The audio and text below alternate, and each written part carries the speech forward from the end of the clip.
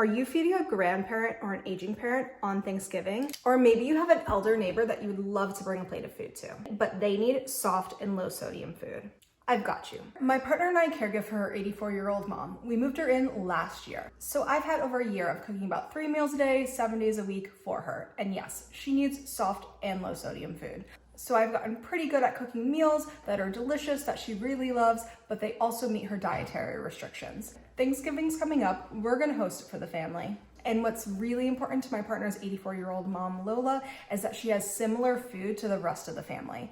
It makes her feel included, it makes her feel like she's part of the club, and she doesn't want to miss out just because she needs soft and low sodium food. But food that's too hard is really uncomfortable for her to chew. She does not enjoy it at all.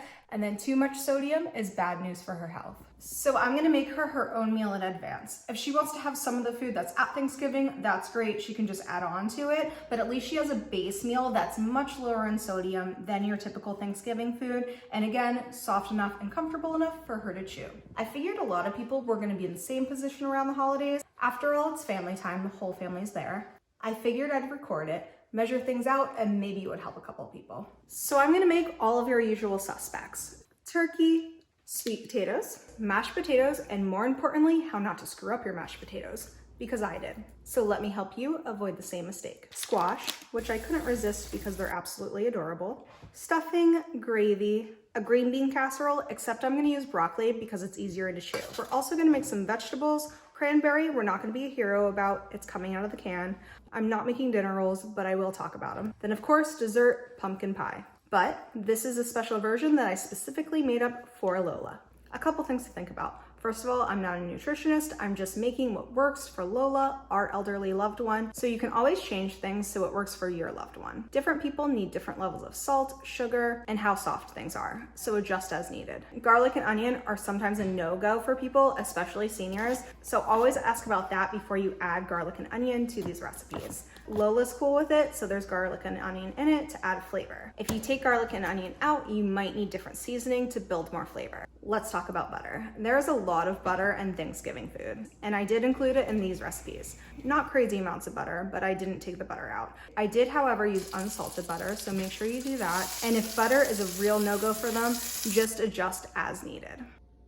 What I'm making today is about 6 to 8 servings, depending on your portion size. I went with that because what's one of the best things about Thanksgiving? Leftovers. Why not give the gift of many meals for many days to come? Let's talk about turkey.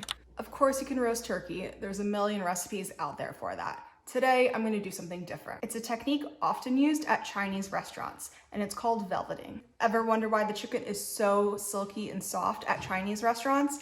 It's because they do this. There's several different ways to velvet your meat. I'm going with a low sodium route today, of course, because that's one of our goals here. Instead of chicken, we're just gonna do turkey. I went with boneless organic chicken breast. You do need some salt to velvet your chicken, but we're gonna go super light on it. We're gonna use a low sodium turkey broth and some olive oil and cornstarch. We have our turkey breast, cut nice and thin, about a 1/4 inch thick. Boneless, skinless. A common way to velvet chicken is with water and salt or soy sauce. Because we're aiming for lower sodium, I'm going to use a very small amount of salt and a low sodium turkey broth. Mix that into the turkey and then allow it to sit for at least 10 minutes so everything can absorb.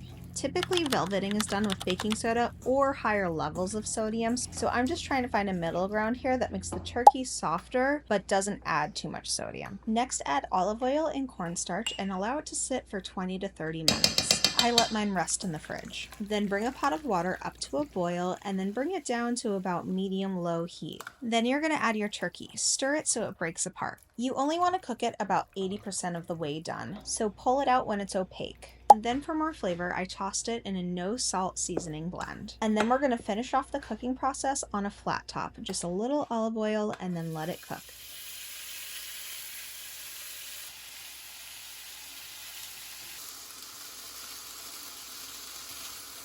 We do not want to overcook our turkey. That's the trick. Overdone turkey means harder to chew turkey. This came out nice and soft and pretty flavorful. And when I did a test run, Lola was able to chew the whole thing. The honey squash, I couldn't resist. These are adorable, they're super easy to make, and they're absolutely delicious. You can have them with the meal or put whipped cream or ice cream on them and have them as dessert. Preheat your oven to 400 degrees Fahrenheit, then wash the honey squash. Slice them in half and remove the seeds. And then place them on a tray. Cover them in a mixture of olive oil, balsamic vinegar, and maple syrup. I realized the sauce would get into them better if I did little crisscrosses, which I should have done before I put the sauce on, but I put it in and then fixed my mistake.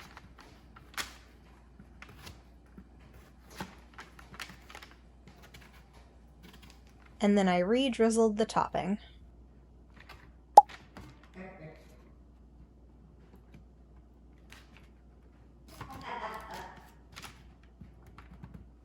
I topped them off with a little bit of cinnamon and nutmeg. Once the oven was preheated, it was time to place them in there to bake. I baked them right side up for the first 15 minutes, and then I took them out and flipped them over upside down for the remaining time. They took about 40 minutes to bake to become super soft. Let's take a moment for some honey squash meditation.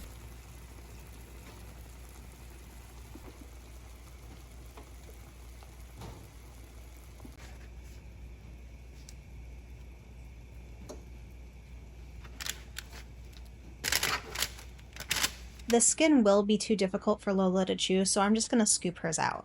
And she really loved these. I'm gonna make 2 different types of potatoes because Thanksgiving is the day of indulgence and being a little extra. We're gonna do mashed potatoes and sweet potatoes. The mashed potatoes I completely messed up the first time around. So let me tell you how not to do that. How to not.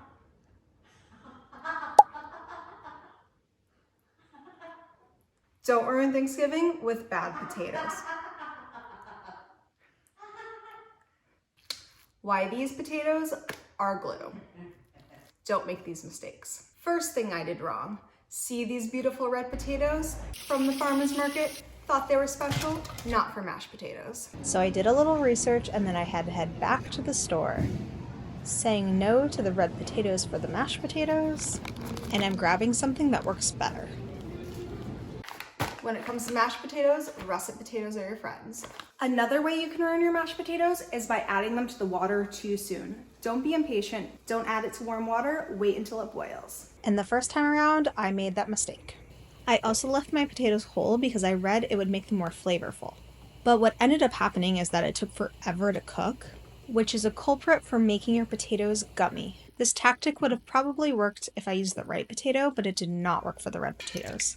And then for my third mistake, I overprocessed the potatoes by mixing them with a blender, which again probably works for other potatoes, but this time it made it glue. Round 2, ding ding ding, in comes the russet potato.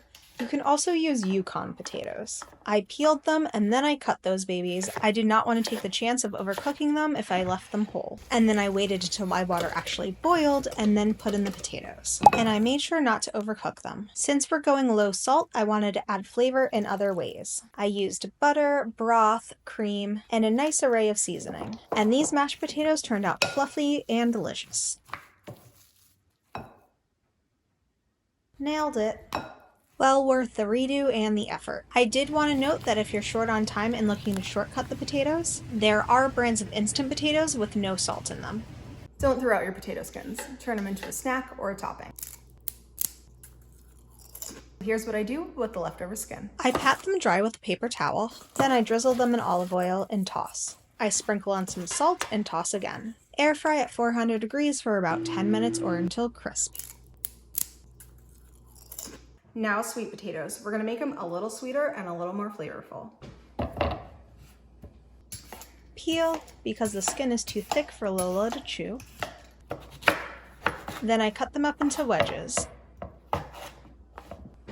Then I melt some butter and combine with balsamic vinegar and maple syrup. And a little cinnamon. I drizzle that on the sweet potatoes, toss it until everything's evenly coated. And then I cover it with tin foil because I want these to get soft but not crispy. I bake at 400 degrees for about 30 minutes or until soft.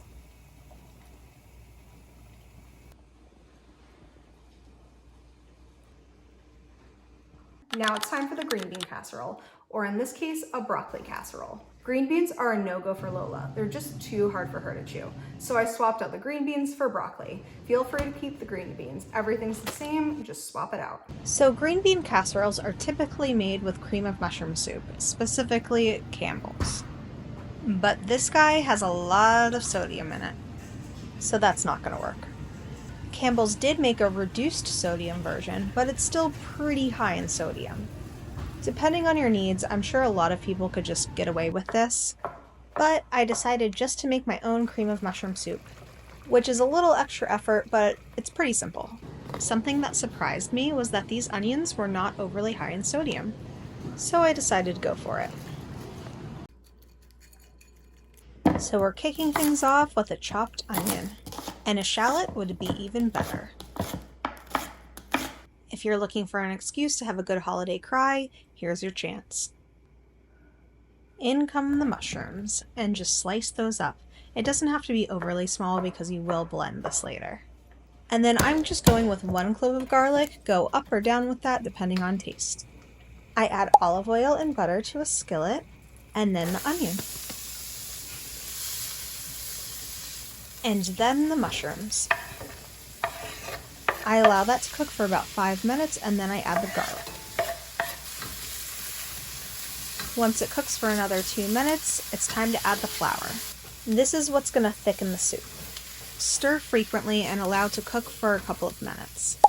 Then I added some Marsala wine for some extra flavor. This is optional, but it does make the flavor more interesting. I allow that to cook out a little bit, and then it's time for some low sodium broth.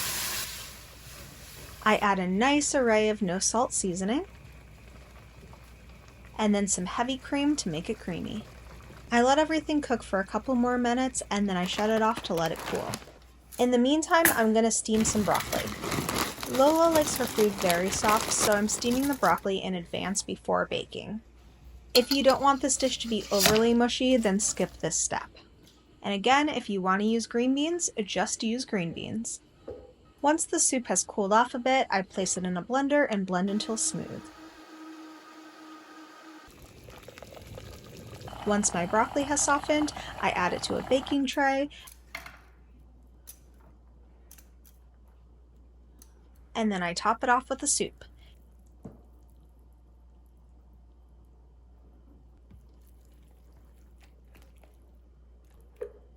Mix until evenly combined. And it's time for the famous crispy onion topping. You can always leave these on the side if you're worried they're going to be too salty. And then bake at 400 degrees for about 15 minutes. Stuffing. There is a lot of sodium in most bag stuffing. Yes, you can make it completely from scratch, but I wanted to make things a little bit easier, so I went on the hunt for a lower sodium packaged stuffing. Here's what I found, and here's what we did with it. So there are some low sodium and unseasoned stuffing packets in the store. However, there was still a decent amount of sodium in most of them, and the regular stuffing was just way too salty. The best version that I found was this brand. So that's the one that we ended up going with. Of course, you could cube your own bread, but I'm trying to streamline the process a little bit. Since we're trying to keep this stuffing low sodium, we're building flavor in other ways. Begin by chopping an onion or shallot, and if you need that second cry, here you go. Stuffing often has celery in it, but I went with carrots because they would be softer. Then I added butter to the skillet, along with onions and carrots. I let that saute down for a bit, and then I add some low sodium broth. This is how I make sure that the onions and carrots are cooked nice and soft. You can also add water instead. Then I add an array of no salt seasoning, and I allow that to cook a little bit longer. Now it's time for the stuffing. I added 3/4 of the bag because I didn't want too much stuffing. We're shooting for 6 to 8 servings. I added a little more low sodium broth to make sure everything was cooked down nice and soft.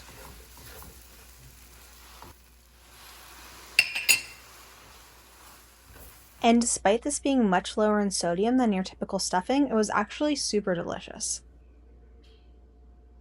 Gravy. Very important to bring the whole meal together, but there's typically a lot of sodium in gravy.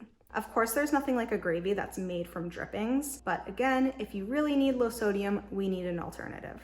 We're starting with melted no salt butter. Then we're mixing in some flour to create a roux. Continue mixing that for a couple of minutes so it could cook down and form a paste. Then slowly add a low sodium turkey broth. If you can find a low sodium bone broth, this would work even better. Then we're adding an array of no salt seasoning. It's going to start off kind of thin, but don't worry, as you let it cook, it will thicken.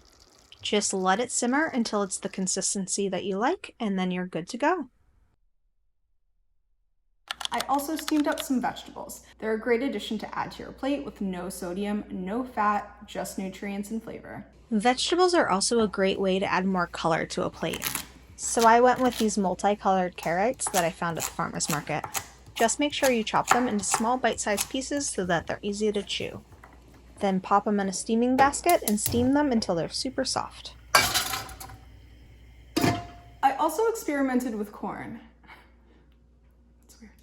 I was curious if I steamed it long enough if it would get soft enough for Lola. That was honestly a no-go. So make the decision depending on who you're feeding. If that works, it will not work for her. I did steam it a very long time and it never got soft enough. If you do really want corn, maybe if you boiled it, it would get softer, or you could just puree it. Lola is just gonna skip it. Dinner rolls. I'm not gonna make them. There are plenty of recipes out there for great dinner rolls. Just drop the sodium in them if you wanna make them from scratch. And there's also alternatives at the store. I did go on the hunt for low sodium already made dinner rolls. The best option that I found was in the bakery section. There's still sodium in there, but it's not crazy high. I did check out the bake at home section, but this was pretty high in sodium. Things tended to range at 13% daily value all the way up to 25%. And I did find this one in the frozen section, which was relatively low. Time for dessert, pumpkin pie. Lola loves to eat healthy, but she does love her desserts. So I've been working on making desserts with more nutrients in them. So I decided to make a pumpkin pie. It still tastes like dessert, but there's way less sugar in it. And this pumpkin pie is high protein, higher in fiber, higher in nutrients, and it still hits the spot. For the crust, I blend oats until it turns into a flour. Instead of sugar, I add dates and prunes. This adds way more fiber. I lost a prune, but I found it. Everything's fine. And make sure your dates have the pits removed. Then I add a small pinch of salt, some vanilla, melted coconut oil, and some molasses. And blend that until it breaks down nice and small. If your loved one needs things incredibly soft, this crust might not work for them. But Lola does need things pretty soft, and this does work for her. She eats it all up. Spread out the crust on a greased pan, and it's time to move on to the filling. So there's extra protein in this pumpkin pie because I use cottage cheese. When you're buying your cottage cheese, you have to watch out for which one you're buying because there is a lot of hidden sodium in most cottage cheese, but there is no salt added versions. So we're going to start off with that cottage cheese and then blend it until it's super smooth. Then we add the can of pumpkin. And for even more protein, 3 eggs. To thicken this pumpkin pie a bit, we're adding tapioca starch. And this whole pie is only getting 6 tablespoons of brown sugar, vanilla, and our pumpkin pie seasoning. At this point I was wondering if it was all going to fit and actually blend, and with a little convincing, it did. Pour into your crust, spread out evenly, and then bake at 350 degrees for about an hour and 5 minutes.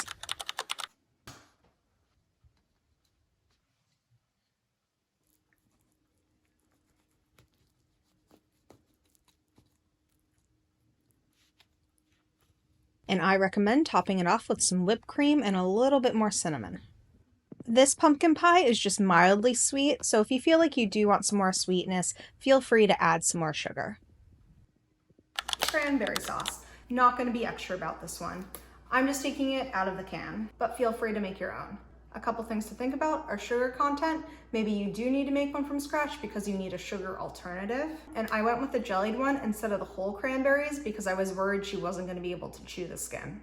And that's it. That's how you make a Thanksgiving dinner that's softer and lower in sodium. Perfect for an aging parent, a grandparent, or a senior. And again, please adjust to your taste levels and your dietary restrictions. Happy holidays!